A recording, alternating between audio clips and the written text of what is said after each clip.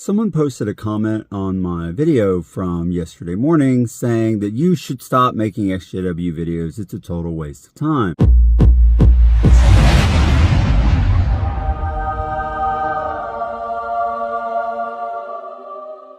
And I get that occasionally, and I do understand and respect the individual who decides that they no longer need to be watching EXJW videos. Like, it's become bad for them. They're too obsessed with it. I totally get that, and I respect that. Interesting thing that happened yesterday. I had a guy come in to buy a 2010 Camaro SS. Really nice car. Yes, this is relevant. And it was the last one he needed in his collection of all of the generations of the Camaro. And this one was in excellent shape for being 14 years old, but wasn't very expensive. So it was well priced, excellent shape, and good for him. And I was talking to him while we were waiting for his paperwork to get put together. I asked him, "What do you do?" And he said, "Oh, I run a therapy practice." I'm like, "Oh, that's awesome." And I was joking with him. It's like, "So you're buying this car for therapy?" And he laughed and he said, "If something makes you happy, if it brings you joy and peace, and it's within your means, well, then you should absolutely do it." And he referred to that as self-care or self-healing. And I never really thought about it like that, so I appreciated his perspective. And then when that person dropped that comment yesterday, I thought about that. I'm like, for that person, it wouldn't be therapeutic. It wouldn't be self-care. It wouldn't be self-healing to get their perspective validated by watching EXJW videos. And I respect that. I do. I went through that myself for quite a number of years until I had a few people reach out to me and say that they thought that my voice would be useful right now on YouTube again. And I'm like, you know what? I have the time. Kids are older now. Beth and I have our busy secular lives and our friend networks. We're very well established now. I can make a little time to make this happen. And the response has been overwhelmingly positive. I'm very grateful to you guys. I'm glad that most of y'all are appreciating what I have to say. Those of you who don't, there's the door. Nobody makes you watch it. And that's the point I'm trying to get to. If you think you should not be watching EXJW videos, absolutely respect that. Be warm and well fed. Go on your way and do what you feel you need to do that's best for you. I completely agree with that. But if you feel the need to come back and tell other people what they need to do, how they need to be, what's right for them, aren't you behaving exactly the way Watchtower behaved when we were in the religion? Aren't you becoming the Lord and Master over everyone else's well-being? Isn't that exactly what the governing body does by controlling every little thing in the lives of Jehovah's Witnesses? So if you still think that way, you may be out of the religion of Jehovah's Witnesses, but their mindset is still very much stuck in you. So yes, you should do what is right for you 100% every time. You should. But don't tell other people what they should and should not do, because if you do that, you're not better than Watchtower. And I get people who come in and they make all these accusations and scriptural claims, and they think that they're right, and they might disagree with something I say. And again, that's totally fine. You're absolutely free to disagree. I am cool with that as long as you're not attacking in the way that you disagree. By all means, disagree. I don't know everything. I could very well be wrong about a lot of things. The problem I have is when people get self-righteous in the comments. They get high and mighty, and they act like they now have the new absolute truth, even though they got suckered into Watchtower or believed Watchtower for a long time. And back then they thought that was the absolute truth. And now they think this is the absolute truth. But how do you know you're not wrong this time, just like you didn't know you were wrong last time? And look, I fell for it too. I was raised in it. I thought it was the truth. I totally get it. But because of that, because I recognize my own ability to believe something absolutely that turned out to be utterly false, I try to be more humble about the things that I think and believe now. I recognize that I could be wrong. I could very well be wrong. And in many ways, I'm sure there are things that I think that are wrong. So when someone comes and gives me a different opinion, as long as they're not attacking about it, like, I'm happy to listen, because maybe they'll tell me something that sparks an aha moment and corrects me in some way. I'm like, oh, I never thought about that. That's a really good point. And I can apply that into my own worldview. Or even if I disagree with them, at least it could help me to better understand a different perspective. And that has happened many times too. So please, by all means, disagree with me if you want to. The only thing I ask is that we be kind to each other in the comments and not attacking. Now, it's one thing to attack an idea. It's another thing to attack an institution, But when you start making personal attacks against individuals in the comments, that's different. So I don't allow that. I remove people who do things like that. So now it's a little different if someone's in a leadership role, like the governing body or the Pope. I've heard people say stuff about that. They're putting themselves higher than everyone else. They're setting themselves on a pedestal.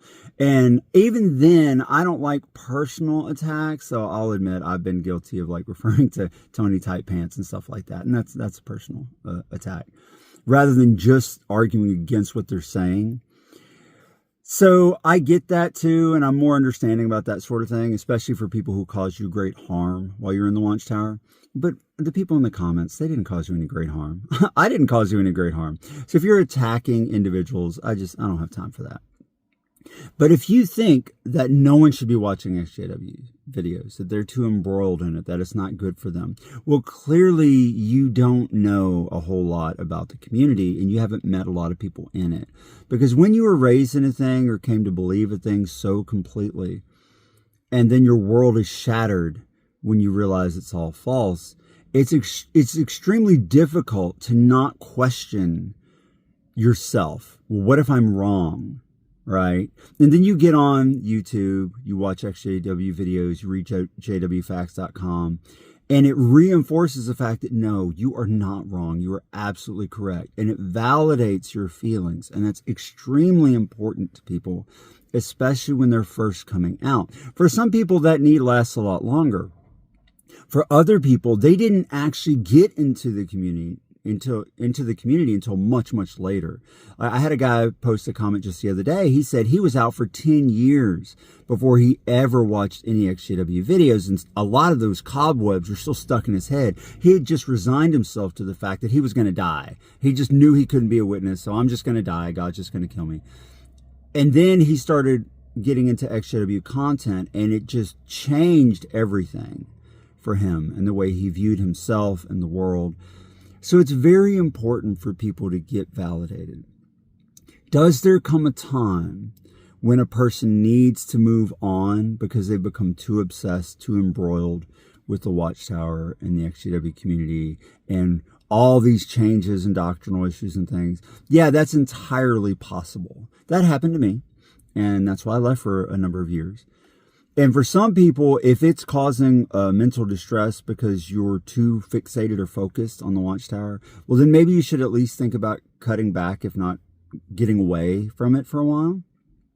But that's very much a case-by-case, individual-by-individual circumstance.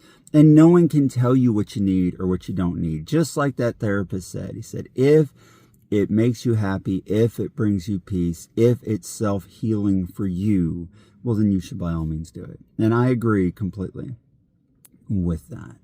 So try not to be judgmental out there. Absolutely give your opinions and ideas. And everything you hear from me is just my opinion and ideas. I'm no authority. I'm just a guy who woke up from a cult and left after he was 40 years old and built a normal life. And I have a life that I love now. It's wonderful. I have friends. I have real family, my extended family being the friends that have become close enough to be my family. I have Beth. I have the kids. I have a job that I love. I feel wonderful and good about my worldview. It brings me peace. It brings me joy. I respect other people's opinions. I'm happy to debate a little bit sometimes in the comments. Not very often because I don't have a lot of time for that. But I do respect other people's positions. I'm very direct in my approach, so I apologize if sometimes it comes off that I don't respect your position. I'm just stating what I think, and I tend to do that very directly, as you saw if you watched the memorial crash video. That's just my personality, but please don't take it personal, and I won't take it personal, as long as you're not attacking anybody. But I would love to know what you think. Do you think that there ever comes a time when you should get out of the EXJW community, or should it always be a part of your life? And there are, of course, some situations where I totally understand why it makes sense. A lot of people still have family stuck in, and because of the Watchtower, they don't have a connection to their family anymore. And so for them, that's an ever-present pain. And getting revalidated that what Watchtower does and how they harm families and break them apart is wrong on every level, not just psychologically, morally, and ethically, but even scripturally. It's absolutely wrong. That does not jibe with anything in the scriptures either. And that's validating to them. It makes them feel better. And so it's important for them. But is there ever a time, let's say you don't have any family and you've already built a new friendship base, so, you know, your old friends that were never really your friends, as Beth and I talk about in our video about that, they're gone, you know, they're out of your life. You have a new social structure. You have a job that's fulfilling. Maybe you've started a family of your own and you've moved on. Is there ever a time when you should stop, when it becomes mandatory, let me put it that way, for you to stop engaging with the EXJW community? Or do you think that even though that part of your life might become smaller, it will always be a part of you, and so it's something that you're fine with occasionally or even regularly engaging with? And I'll say that too, because that was the case for me when I got too obsessive over it, when I was spending so much time on videos and reading everything the Watchtower has to say and all that. It got psychologically negative for me, and that's why I decided to stop. But now I don't do that. I'm not always up on everything the Watchtower does. I'll scan EXJW Reddit periodically, and because anything that happens that's significant is going to land there.